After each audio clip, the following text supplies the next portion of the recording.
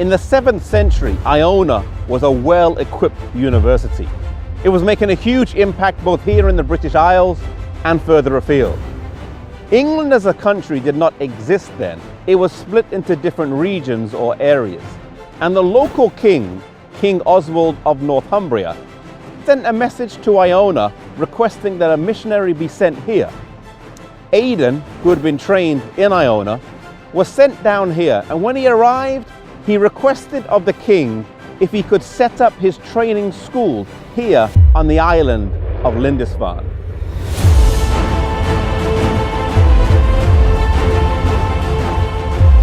Lindisfarne lies 235 miles from Iona, which if travelled by foot would take over a week.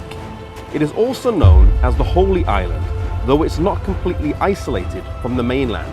It's a tidal island, approximately 1,000 acres, 3 miles long and 1.5 miles wide, and twice a day when the tide comes in, the island is isolated.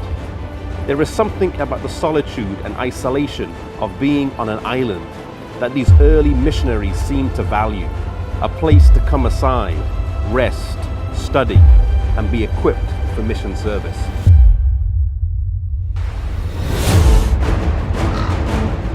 Aidan was well balanced in character. He was strong in religious fervor. He was very industrious, and it was said that he was never idle. In him was that living flame which burned so strong in many of the missionaries that were sent out by Patrick and Columba. He was deeply concerned for the poor and spent much of his life in an effort of ransoming slaves. You see, he had a very practical faith.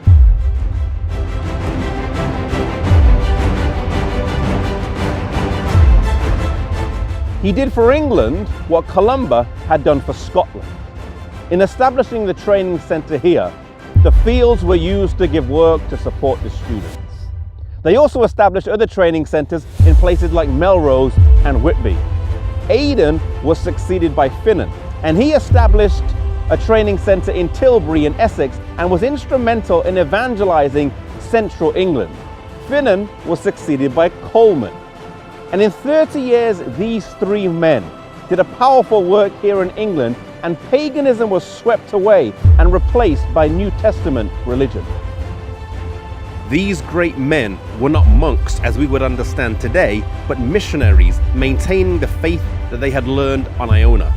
In Truth Triumphant, page 127, it reads, "It is no exaggeration to say that with the exception of Kent and Sussex, the whole English race received the foundation of their faith from Celtic missionaries."